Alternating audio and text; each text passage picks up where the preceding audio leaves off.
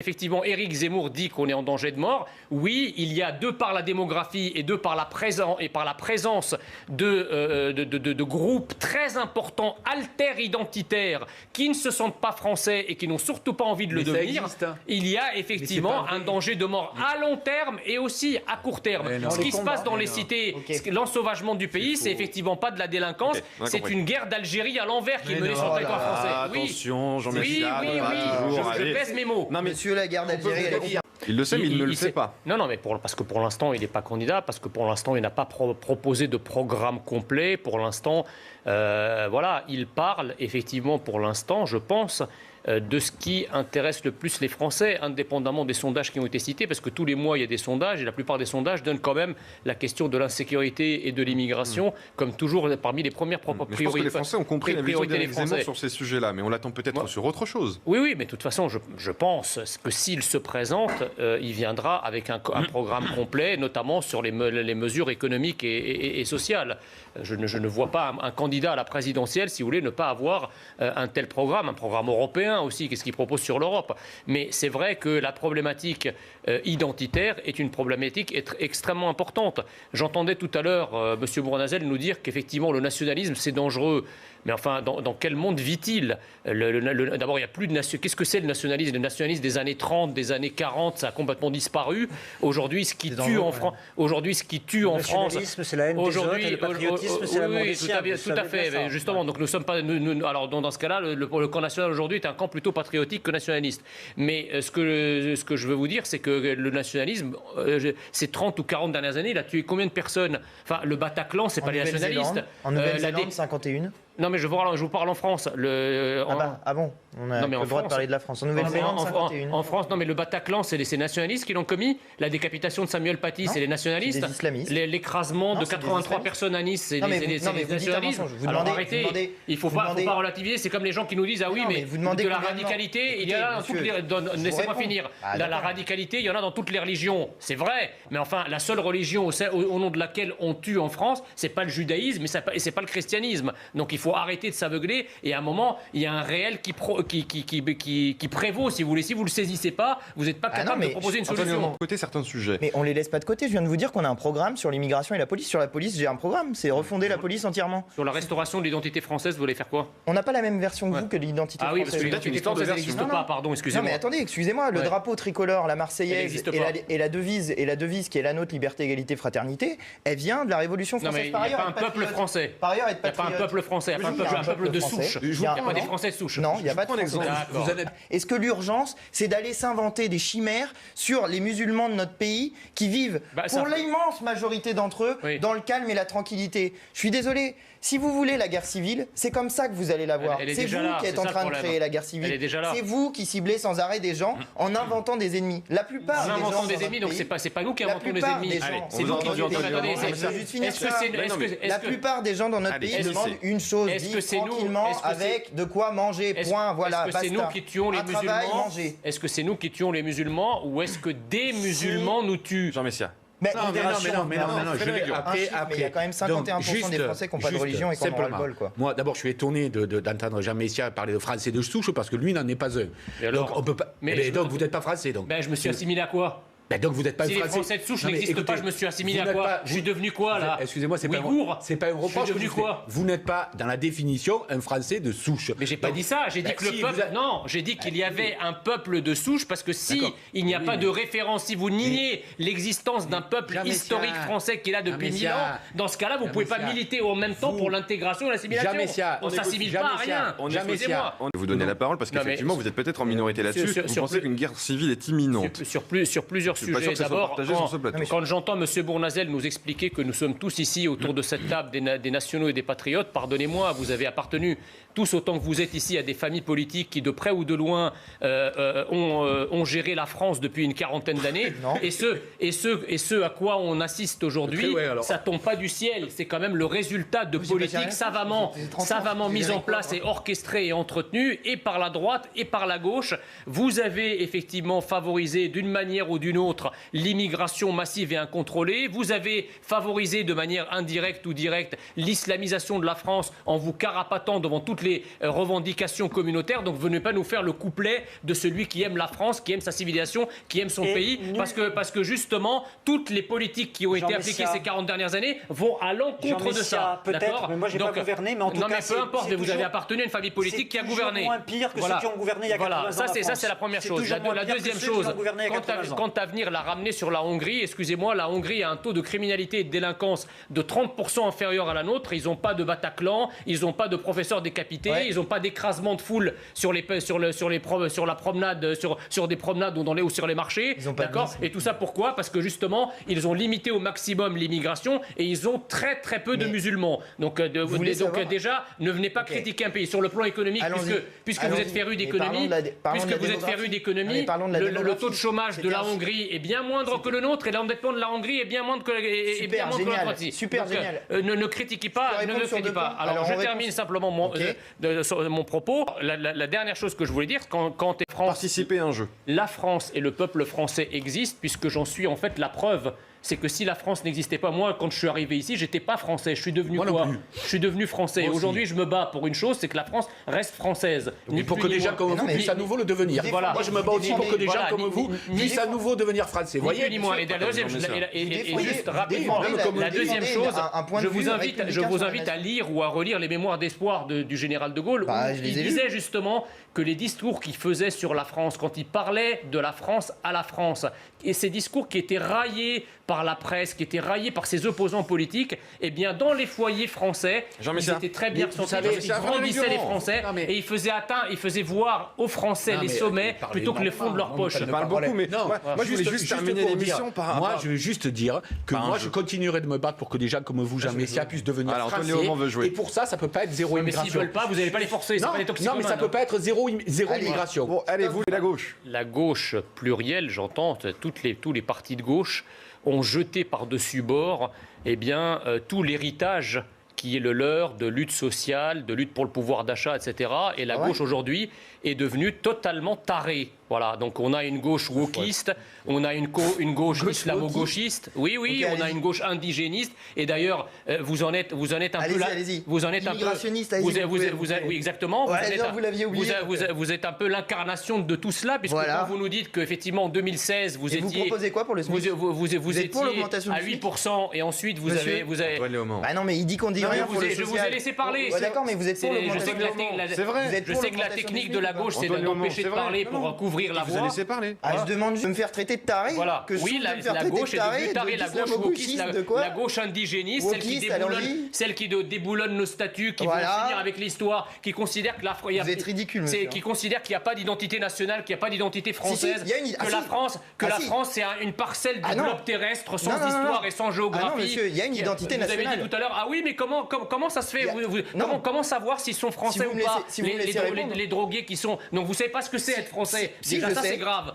Et donc le score que vous faites nationale, monsieur, c'est juste que laissez-moi finir. Mais non, mais vous racontez n'importe quoi. Vous répondrez après. Je vous laisserai parler. Juste après. De toute façon, il vous reste une minute. Et ce que je voulais vous dire, c'est qu'effectivement, si aujourd'hui Mélenchon fait 8%, c'est parce qu'il s'est rabougri. D'ailleurs, le score de 8% était celui des européennes et même moins. Vous vous êtes rabougri sur une ligne qui est vomi par les Français, qui est une ligne qui est anti-française, qui est anti-identité française. Terminé. Et Antoine Léaumont, vous avez 40 secondes pour répondre avant qu'on change de sujet. Ok, je vous le dis. Alors déjà, une chose, on a abandonné les classes populaires. J'aimerais bien savoir ce que vous proposez sur le SMIC parce que vous êtes plutôt contre.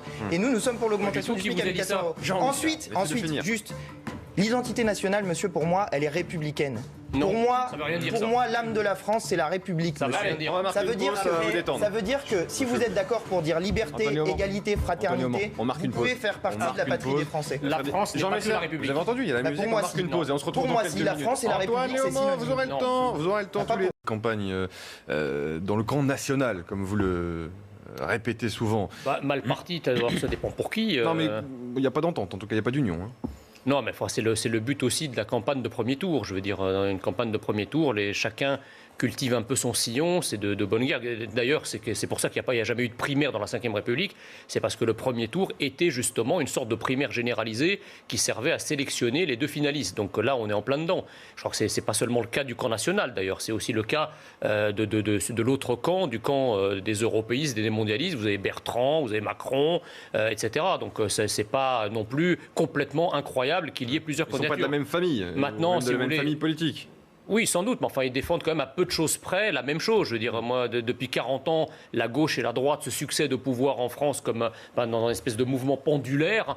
Je n'ai pas remarqué particulièrement qu'il y avait des changements dans la politique qui étaient menés. Donc, Xavier Bertrand, je ne vois pas trop la différence qu'il peut avoir. Alors, bien sûr, il fait des moulinets, il roule les tambours avant la campagne, un peu comme Sarkozy l'avait fait. Et puis, on sait très bien comment ça finit, tout ça. C'est-à-dire, une fois qu'ils sont au pouvoir, ils vont prendre 1 ou 2 mesures et ensuite, ils vont effectivement se carapater et s'écraser, et ça va devenir de l'Emmanuel Macron. Voilà. Donc les Français ne sont pas dupes, ils ont déjà été cocufiés un certain nombre de fois, et ils sont maintenant un petit peu lucides sur ce que peut leur proposer, et surtout sur ce que pourra faire à la fois un candidat de gauche et un candidat de droite. Le camp national, pour l'instant, n'a jamais été au pouvoir, aucun de ces candidats n'a été au pouvoir. Pourquoi, effectivement, le camp national a le vent en poupe? Je pense notamment à des candidatures comme Éric Zemmour, c'est parce qu'effectivement, il y a un malaise identitaire que ni les vociférations de la gauche, ni les dénégations d'un certain nombre de médias ne sauraient cacher. Aujourd'hui, la France est en péril de mort et elle fait face à une menace existentielle. La plupart des Français l'ont mesuré, alors que les Français se déchirent sur les solutions, c'est une chose. Mais si vous sortez dans la rue et vous demandez à n'importe quel Français, est-ce qu'aujourd'hui l'immigration est un problème? 9 Français sur 10 vous diront oui. Ils ne seront peut-être pas d'accord avec votre solution,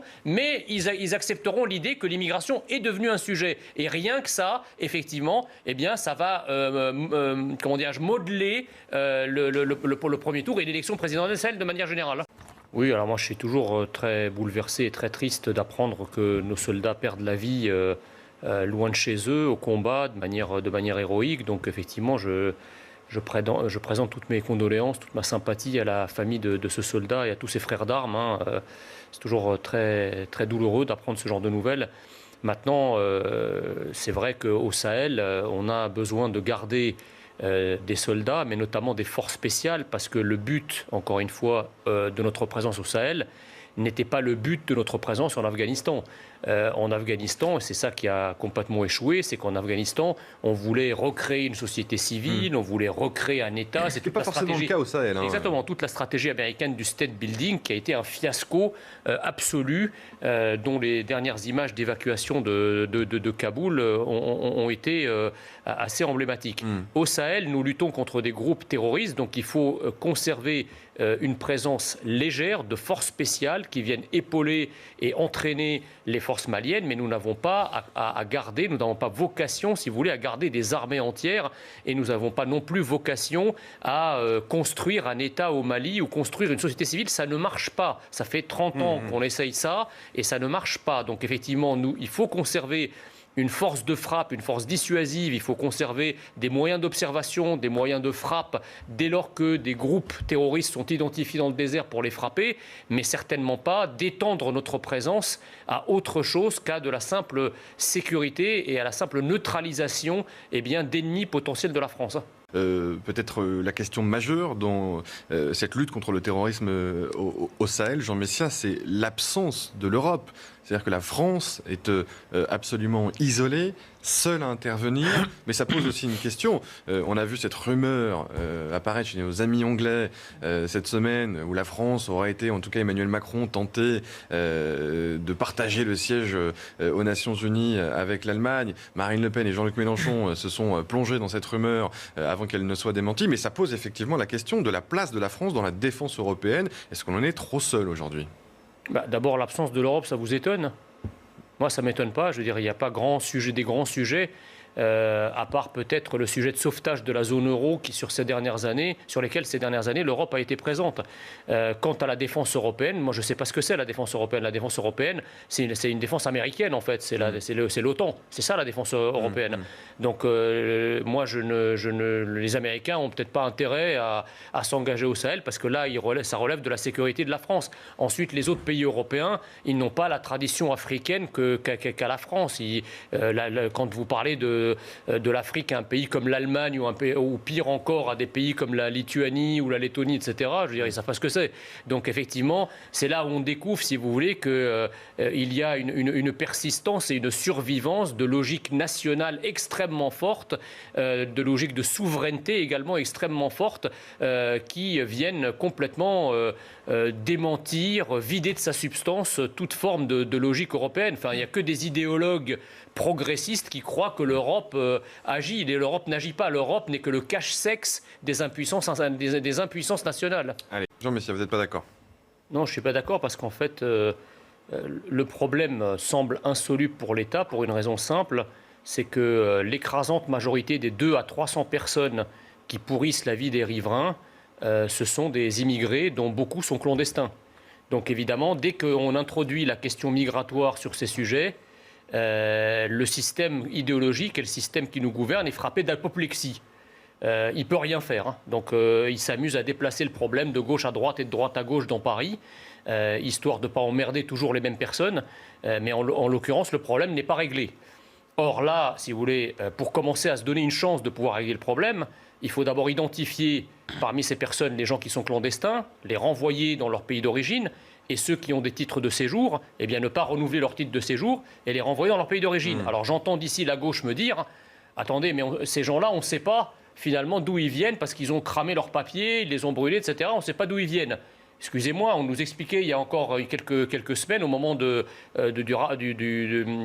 l'exfiltration d'un certain nombre de personnes d'Afghanistan, on nous expliquait que nos services avaient tous les moyens, par des criblages, de connaître les histoires et les trajectoires entières de gens situés dans des pays étrangers, voir leur histoire et mesurer le danger qu'ils représentaient pour la France. Je suis à peu près sûr qu'en France, nous avons des services capables de nous dire quelle est la nationalité des gens qui sont chez nous. Ou alors c'est à se désespérer de tous les services que nous payons un grand frère avec nos impôts. T-shirt, si vous voulez, de ces considérations d'humanisme, de bienveillance, de tolérance, etc. Mais je crois que le premier des humanismes, la première des tolérances et la première des bienveillances, c'est envers les Français qu'il faut l'avoir. D'accord ? Donc moi, je ne comprends pas qu'est-ce qui oblige la France et les Français de manière générale à s'infliger effectivement ce genre de problème alors que nous avons déjà tant de problèmes à régler. Alors on nous dit que quand effectivement les gens viennent d'ailleurs, prennent du crack, emmerdent les riverains, eh bien il faut les accepter parce que c'est l'humanisme. Quand on nous dit que les circuits de trafiquants de drogue et l'insécurité, la criminalité sont pour une majorité ou en tout cas pour une grande proportion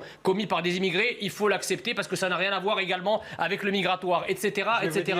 Il y a un moment, si vous voulez, où charité bien ordonnée commence par soi-même. À un moment, il faut quand même prendre en considération les souffrances des Français. Parce que la souffrance, il faut la régler quand elle est au bas de votre immeuble et pas quand elle vient à des milliers de kilomètres. Pour défendre les riverains.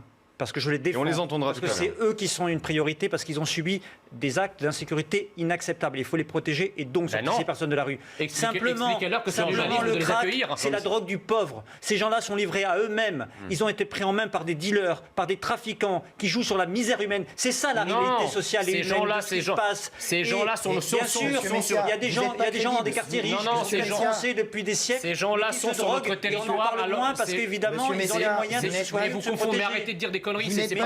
Mais non, c'est pas la réalité. Vous confondez le cannabis. Vous confondez le cannabis avec le crack, avec la cocaïne. C'est de gloubi-boulga ce que vous dites. Ça n'a rien à voir. Moi, je suis respectueux. Le crack. L'humanisme, c'est pour tout le monde. Non, le crack, pour une catégorie de personnes. Non, je vais dire le crack, c'est une chose, c'est une drogue qui est très spécifique. Ça n'a rien à voir avec la consommation de cannabis, qui, je suis d'accord avec vous, est aussi le fait et surtout le fait des beaux quartiers. Mais ça, c'est une autre problématique. La problématique du crack, c'est une problématique spécifique qui est faite effectivement par un grand nombre de clandestins, c'est-à-dire des gens qui n'ont rien à faire sur notre territoire. Mais si, allez les voir. Vous l'avez dit vous-même, on ne sait pas d'où ils viennent. Vous l'avez dit vous-même. Vous l'avez dit vous-même, on ne sait pas d'où ils viennent. Vous n'en savez rien. Je sais en tout cas qu'ils ne sont pas français. Et comment vous